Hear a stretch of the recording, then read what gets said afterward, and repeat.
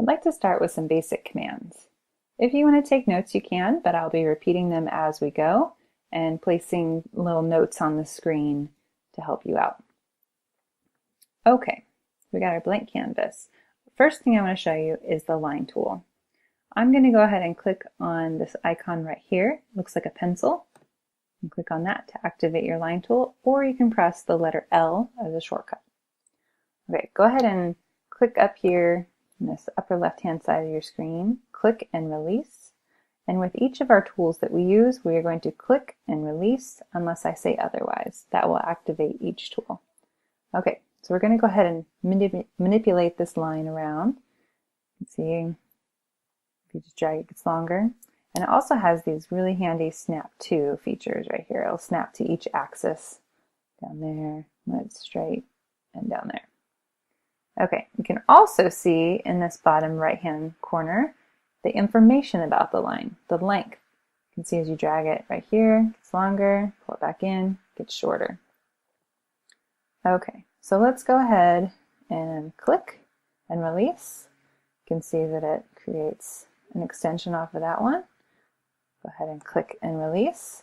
And now I'd like to make a rectangle, so I'd like it to line up with this point right here.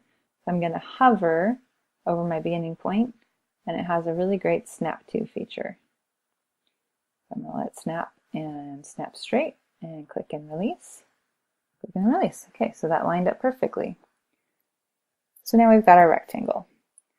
I'd like to show you our rectangle tool, but first I'd like to delete this rectangle that we just drew.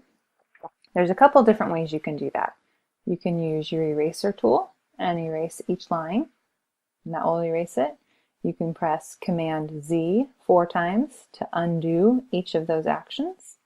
Or you can use your select tool, which is this arrow, and select the whole thing and delete it. I'm going to go ahead and do that. You can press this arrow, or you can press your space bar. And I go ahead and click and drag to select it all, and press delete. Now it's gone. Okay, so let's move on to our rectangle tool. Go ahead and press on this rectangle right here. Click the rectangle with the red diagonal line through it, or you can click or press the letter R for rectangle for your shortcut. Okay, so let's go ahead and click right here. All right, now you've got a rectangle. You can see down here in the bottom right the dimensions of the rectangle. You've got your width first, width, and then comma, depth. So you got your width, you bring it down, you can see the depth growing. So we're going to go ahead, and I want it to be a really specific size rectangle. So I'd like it, let's say 300 feet by 300 feet. So before you click and release, go ahead and type 300. You can see the information going into that information bar down below. 300 apostrophe for the feet. You're going to go comma 300. So we've got 300 feet by 300 feet, and then click enter or return. All right, now we've got our perfectly square 300 foot by 300 foot. And let's say I want it to fill up the screen. I want to zoom in a little bit. Maybe it's off to the corner here in an awkward way. So first I will show you the zoom tool. You can do that a number of ways.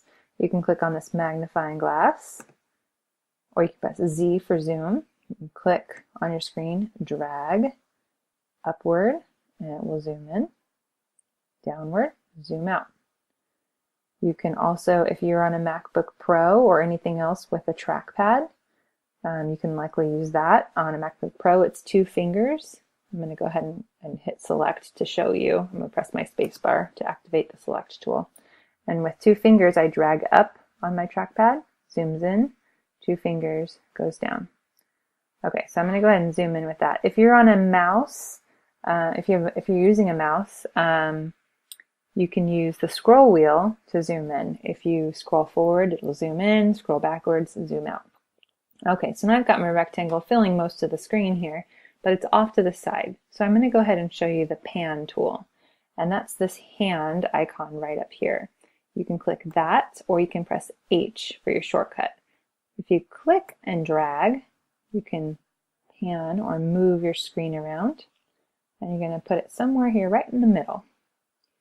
Doesn't have to be perfect. So you can see if you click and drag, you can play with it a little bit and drag it around.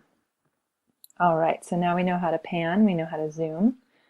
I'm going to show you the move tool now. So let's go to select. You can either click on this or you press your space bar. Go ahead and select the middle. We'll activate or highlight the middle of this rectangle or our square. And go up here to this icon that has 4 arrows pointing each direction. That's our move tool. You can click that or you can press the letter M to move. Go ahead and click and release and you've grabbed on. You're not moving your screen around, you've grabbed on to this rectangle and you're moving it around the area. So we can move it over here and we can click and release to let go. We can move it over here, click and release to let go, click and release to grab onto it. So go ahead and put it back in the middle somewhere. Actually, let's put it in the middle of our axis area and we'll pan over to it. Clicked on that on the hand to pan over.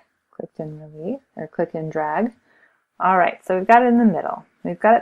Still got the middle selected. I want to show you how to move one of these sides inward. So click on this arrow to select, or your space bar. So instead of selecting the middle, I'm going to select an edge. Might take a little practice. You might have to zoom in, but you select the edge, not the middle. You can see this line is in blue, and now go ahead and press the move tool, 4 arrows, or the letter M, and go ahead and click and release, and now you've grabbed this edge. You can go outward or inward. You can go this way, and you can go that way too, but generally, because we're building a floor plan, you're not going to be doing any of this or this. Okay, so it moves inward. And if you can't keep it straight, you can always press your shift bar, and it will keep it straight. I can't move it this way while I'm pressing the shift bar. Okay, so now I'd like it to be moved inward, let's say 100 feet. So I'm just going to go inward just a little bit, and I'm going to type in 100 feet and press enter. All right, now it moves inward 100 feet. So now I'd like to show you my very favorite tool, which is the tape measure. All right, so let's go ahead and unselect that. Click anywhere outside of the surface. All right, my favorite tool, the tape measure. So go ahead and you can see it. It looks just like a tape measure up here, or you can press the letter T. This is great because you measure so much when you're designing. So I'm going to go ahead and click and release on one of the edges or one of the lines here and bring it down. Now let's go ahead and measure 200 feet. So just go ahead and, before you click and release it, write in 200 feet and then press enter. Now from here to here is 200 feet. Now to practice our move tool again, let's go ahead and press our space bar or this arrow. Click on this bottom line right down here and select your move tool or the letter M. Click and release and drag it up to your tape measure. It'll snap to that line. All right, so now I've got our 200 by 200 square again.